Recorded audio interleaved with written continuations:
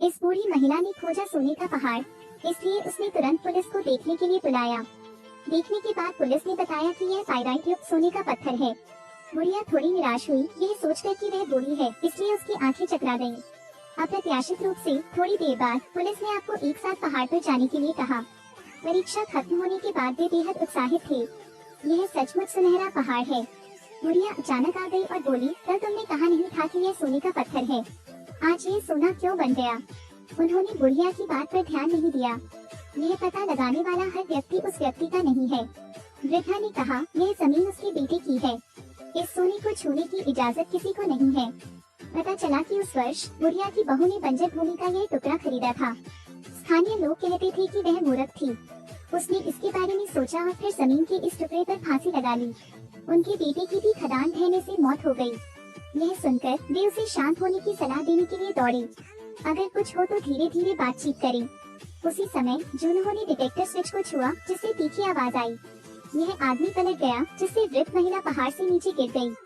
उस समय श्री किसुंग शिकार कर रहे थे जब उन्होंने यह दृश्य देखा। बुढ़िया पहाड़ से नीचे गिरी लेकिन तुरंत नहीं मरी। लेकिन उस सोने का खनन करने में सक्षम होने के लिए रोंगरक्यूम ने बुढ़िया की गर्दन दबाने के लिए अपने बुरे हाथ का इस्तेमाल किया। तभी जंगल में एक पोती की दादी को बुलाने की आवाज आई। इस तरह वे रुके। किसुंग ने यह देखा और अपनी पोती को बचाने के लिए तेजी से पहाड़ से नीचे भागा, लेकिन वह फिर भी उनके द्वारा खोजा गया था। वे सब मिलकर उसके पास आए और उसे फोन सौंपने के लिए मजबूर किया। जब उसने उसे देखा तो उसने सोन पुलिस को फोन किया, इसलिए उन्होंने आपका फोन जब्त कर लिया। लड़की नेकलेस उठाना चाहा तो दोनों पक्षों में मारपीट हो गई। दुर्भाग्य से बंदूक से गोली चल गई, जिससे एक दुष्ट व्यक्ति की मौत हो गई। अफरा तफरी के दौरान वह बच्ची को लेकर भागने लगा। जल्दबाजी में पुलिस को पत्र लिखा बेटा। उसने लड़की से कहा कि वह पुलिस बेटे को खोजने के लिए जल्दी से पहाड़ से नीचे चले, और उसने जानबूझकर स्वयं को प्रकट किया, उन्हें अपने पीछे चलने के लिए फुसलाया। लेकिन अंत में उसे फिर भी गिरफ्तार कर लिया गया। हार भी पुलिसकर्मी के हाथ लग गया। जूनहो बूढ़े आदमी से निपटने के लिए रुकता है। जब उसने देखा कि उसे अभी भी कुछ कहना है तो वह सुनने के लिए नीचे छुप गया। अदरक जितना पुराना होता है वह उतना ही अधिक तीखा होता है। उसने एक चट्टान पकड़ ली और उसे बेहोश कर दिया। जो कोई इस रहस्य को जानता है वह जीवित नहीं रहेगा। अचानक जंगल से गोलियों की आवाज आने लगी। मरना सन वृद्धा आखिरकार जीवित नहीं बची। ये दोनों लड़के पागलों की तरह उस लड़की का पीछा करने लगे। गोली लगने से लड़की जमीन पर गिर पड़ी। किसुंग ने गोलियों की आवाज सुनी और दौड़ पड़ा। सौभाग्य से मेरी पोती का केवल हाथ घायल हुआ, लेकिन लड़की सामान्य नहीं है। उसे अभी भी नहीं पता था कि बंदूक सीधे उसकी पीठ पर तानी गई थी। जीवन और मृत्यु के क्षण में श्री किसुंग आगे बढ़े, अपनी पूरी ताकत लगाई, एक को नीचे गिरा दिया। दूसरा लड़का डर गया और भाग गया। श्री किसुंग ने उसकी मां का हार ढूंढने में उसकी मदद करने की कसम खाई। शिकार दल ने कोई सोना नहीं खोदा था, लेकिन उनमें से दो पहले ही मर चुके थे। रोंगरक्यूम हार नहीं मानना चाहता था। उसने किसुंग और छोटी लड़की से निपटने के लिए सभी को अपने साथ ले लिया। फिर सोने के खनन के लिए जाओ। उन्हें पहाड़ के नीचे उसकी जूडो सोने की बेल्ट मिली। अचानक गोली चल गई। यह पता चला कि यह एक चाल था जिसे मिस्टर किसुंग ने डिजाइन किया था। उसे स्वर्ण पर्वत की बिल्कुल भी परवाह नहीं है। वह बस अपना हार और फोन वापस चाहता है। दोनों पक्षों ने तुरंत गोलीबारी शुरू कर दी, जिससे जंगल में शिकार की लड़ाई शुरू हो गई। गोलियों की आवाज कभी नहीं रुकी। जीवन और मृत्यु सेकंडों में मापी गई। श्री किसुंग चट्टान के पीछे छुप गए और दुश्मन से सीधा मुकाबला करने लगे। मिस्टर किसुंग पहले एक खनिक थे, फिर उन्होंने जंगल में शिकार किया। निशानेबाजी की आलोचना करने लायक कोई बात नहीं है, लेकिन अंत में एक भीड़ भाड़ वाले प्रतिद्वंदी को हराना अभी भी मुश्किल है। मारपीट के बाद उनके पेट में हल्की चोट लग गई। बदमाशों ने उसे बीच में दबाने की नियत से दोनों छोर से हमला किया। मिस्टर किसुंग ने बंदूक से नदी में तीर मारा। वह बस अपनी जान बचाने के लिए जल्दी से निकलना चाहता था। वे अपनी पूरी शक्ति से आक्रमण करने लगे। गोलियों की बरसात, जिंदा पकड़ने दौड़ा एक शख्स, लेकिन दुर्भाग्य से वह फिसल गया। उसका सिर चट्टान से टकरा गया और उसकी जान चली गई। इसलिए वह भाग्यशाली था कि उसने अपना सारा जीवन वापस ले लिया। जिस आदमी की पिंडली में अभी बंदूक लगी थी, वह अब सोने की खोज में नहीं जाना चाहता था। वह अभी पहाड़ से नीचे उतरना चाहता है। वह अब और सोना नहीं खोदना चाहता। इसके बाद अब लोगों को उसे ढूंढने की जरूरत नहीं पड़ेगी। उसी समय एक गोली आई। वह जमीन पर गिर गया। शूटर जूनहो है। वह इस सोने की खदान का दोहन करने के लिए कृतसंकल्प है। जो पीछे हटेगा वह उसका शत्रु है।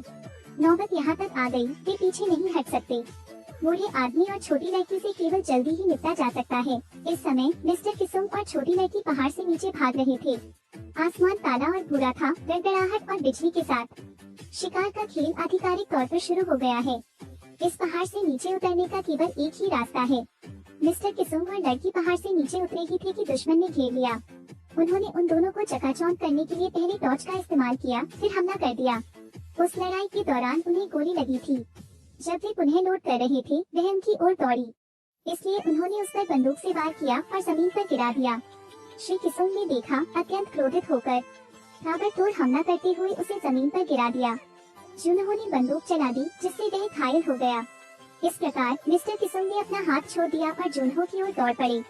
उस पर सवार होना, उसकी गर्दन कसना और जाने न देना। पागलों ने उसे जंगली जानवर की तरह काट लिया।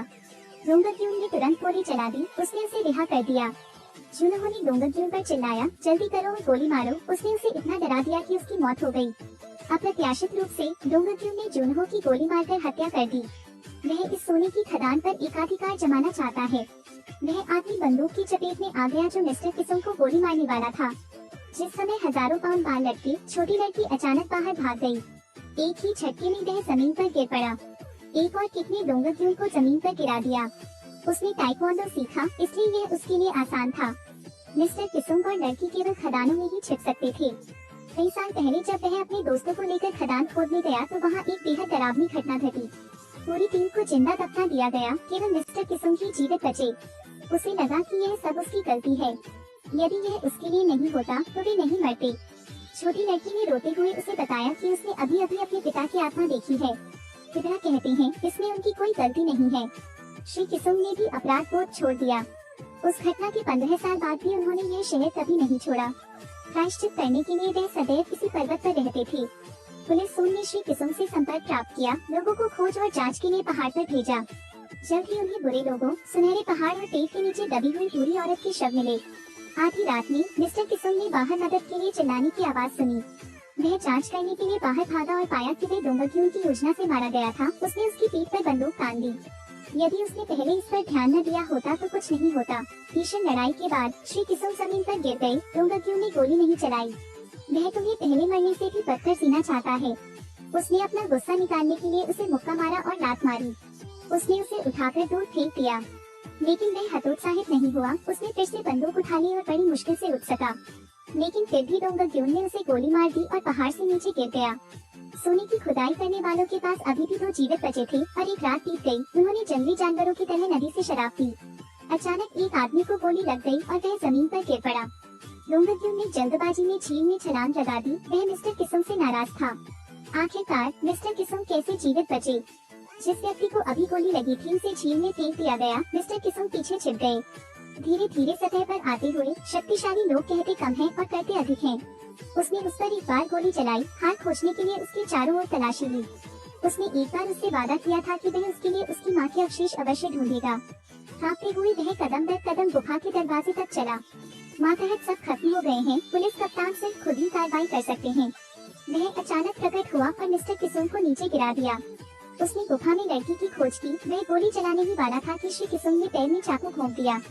क्योंकि लड़की की सुरक्षा के लिए उसने उसके पैर को कसकर पकड़ लिया था। उसने उसे पीटा, लेकिन फिर भी उसने हार नहीं मानी। वह केवल गोली मार सकता है। लड़की ने यह दुखद दृश्य देखा और गुफा से बाहर भागी। इस बार वह उसकी रक्षा नहीं कर सका। सौभाग्य से उसी समय गोली चलने की आवाज आई। पुलिस पुत्र ने पीछा किया। लगातार कई शॉट, कप्तान से निपटना खत्म। आखिरकार छोटी बच्ची को बचा लिया गया। वह आंसुओं से लथपथ होकर मिस्टर किसुंग के पास दौड़ी, लेकिन वह नहीं जानती थी कि वह उसके जैविक दादा थे। ऐसा क्यों? क्योंकि उस साल उनका बेटा एक लड़की को देख कर रहा था। उन्होंने कड़ा विरोध किया। बाद में लड़की ने उसकी एक अधीनस्थ से शादी कर ली और जल्द ही एक बच्ची को जन्म दिया। दरअसल वह छोटी बच्ची उनके बेटे की संतान है, उनकी जैविक भतीजी भी है। लड़की की मां की आत्महत्या करने के बाद उस मातहत ने उन्हें सच्चाई बताई। इस फिल्म का नाम है द हंट। मनुष्य का दुष्ट स्वभाव उजागर हो गया है। पुलिसकर्मी सोने के पहाड़ पर एकाधिकार जमाना चाहता था, इसलिए वह लोगों को मारने से नहीं हिचकिचाता था। और श्री किसुंग ने अपने जीवन का उपयोग बुरी ताकतों से लड़ने के लिए किया। अच्छाई और बुराई के बीच की लड़ाई कभी खत्म नहीं होती। जब आप ईमानदार होंगे तभी आपको अच्छी चीजें प्राप्त होंगी।